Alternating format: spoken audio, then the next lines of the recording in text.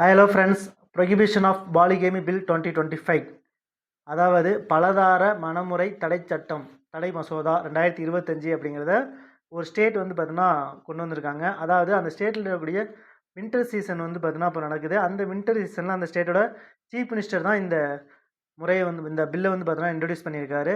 இந்த பலதார மணமுறை அப்படிங்கிறத கிட்டத்தட்ட ஆகஸ்ட் மாதமே வந்து பார்த்தீங்கன்னா அவங்க ஸ்டேட்டில் வந்து பார்த்தீங்கன்னா பப்ளிக் ஒப்பீனியன் மூலியமாக வந்து பார்த்தீங்கன்னா பெற்று கிட்டத்தட்ட நவம்பர் மாதம் வந்து பார்த்திங்கன்னா நவம்பரில் அந்த பில்லுக்கு கேபினெட் வந்து பார்த்திங்கன்னா அப்ரூவ் பண்ணி இப்போது லாஸ்ட் டியூஸ்டே வந்து பார்த்திங்க அப்படின்னா அதை வந்து பார்த்திங்கன்னா டேபிள் வந்து பார்த்திங்கன்னா ஸ்டேட் லெஜிஸ்லேட்டிவ் அசம்பிளியில் டேபிள் கொண்டாந்துருக்காங்க. இப்போ இந்த பில்லில் என்ன சொல்லியிருக்காங்க அப்படின்னு பார்த்தீங்கன்னா பலதார மணமுறை, அதாவது பாலிகேமி அப்படிங்கிறது அந்த ஸ்டேட்டில் ஒரு க்ரைமாக வந்து பார்த்திங்கன்னா அதாவது ஒரு அஃபென்ஸாக வந்து பார்த்திங்கன்னா கொண்டாந்துருக்காங்க.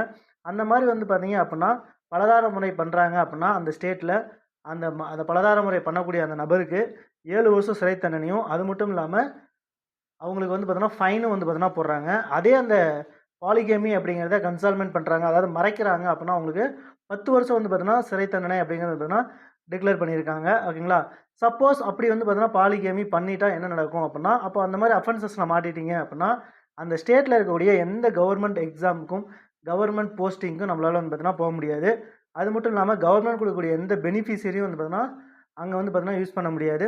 அதேமாதிரி எலெக்ஷனில் வந்து பார்த்தோன்னா நிற்கிறதுக்கான அந்த தகுதி வந்து பார்த்தோன்னா இழக்கப்படும் அப்படின்னு சொல்லிட்டு சொல்லியிருக்காங்க. அதே மாதிரி அந்த பாலிகேமி பண்ண அந்த விக்டிமுக்கும் வந்து பார்த்தீங்கன்னா காம்பன்சேஷன் அப்படிங்கிறது வந்து பார்த்தீங்கன்னா கொடுக்குறாங்க. அதாவது அந்த விக்டிம் கேர்ளுக்கு வந்து பார்த்தீங்கன்னா அந்த காம்பன்சேஷன் அப்படிங்கிறது பார்த்தீங்கன்னா கொடுக்குறாங்க. இல்லைங்களா? இப்போ இந்த மாதிரி ஒரு டிஃப்ரெண்ட்டான ஒரு சட்டத்தை வந்து பார்த்தீங்கன்னா கொண்டு வந்திருக்க இந்தியன் ஸ்டேட் எது அப்படின்னு பார்த்தீங்கன்னா அஸ்ஸாமில் தான் கொண்டாந்துருக்காங்க. Assam polygamy prohibition of polygamy bill 2025 அப்படிங்கிறது கொண்டாந்துருக்காங்க. இதில் அவங்க என்ன சொல்லியிருக்காங்க அப்படின்னா ஒரு சில எக்ஸப்ஷனும் கொடுத்துருக்காங்க. அதாவது இந்த polygamy prohibition of polygamy bill 2025 அப்படிங்கிறது ஷெட்யூல்டு ட்ரைப்ஸுக்கு வந்து பார்த்திங்கன்னா கவர் ஆகாது. ஷெட்யூல்டு ட்ரைப்ஸ் வந்து பார்த்திங்கன்னா இதுலேருந்து எக்ஸெப்ட் பண்ணப்படுறாங்க அப்படின்னு சொல்கிறாங்க. அது மட்டும் இல்லாமல் 6th ஷெட்யூல் ஏரியாஸ், ஓகேங்க, 6வது அட்டவணையில் இந்திய அரசியலமைப்பில் 6வது அட்டவணையில் இருக்கக்கூடிய பகுதிகள்லையும் வந்து பார்த்திங்கன்னா இது கவர் ஆகாது. அவங்களும் வந்து பார்த்திங்கன்னா இந்த பில்லில் வந்து பார்த்திங்கன்னா எக்ஸ்க்ளூடட் அப்படின்னு சொல்கிறாங்க. ஓகேங்களா? உங்களுக்கான கொஸ்டின் என்ன அப்படின்னு பார்த்தோன்னா அஸ்ஸாமோட சீஃப் மினிஸ்டர் யார் அப்படிங்கிறத மறக்காமல் கமெண்ட் பாக்ஸில் கமெண்ட் பண்ணுங்கள். வீடியோவை லைக் பண்ணிவிட்டு உங்கள் ஃப்ரெண்ட்ஸுக்கு எல்லாருக்கும் ஷேர் பண்ணுங்கள். மறக்காமல் சேனலை சப்ஸ்கிரைப் பண்ணி பெல் பட்டனை கிளிக் பண்ணி வச்சுங்க. தேங்க்யூ.